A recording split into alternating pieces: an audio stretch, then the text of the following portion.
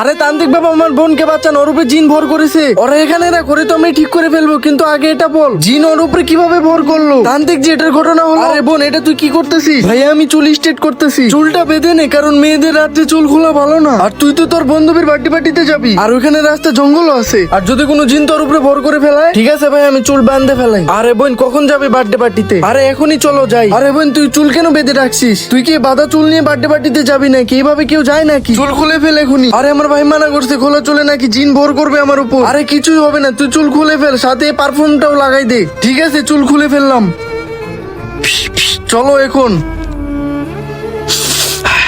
আরে এই মেয়ে চুল দিয়ে অনেক লম্বা লম্বা আর খোলা, গন্ধ অনেক ভালো আসতেছে। এক কাজ করি, যাই ওর মধ্যেই ঢুকে যাই।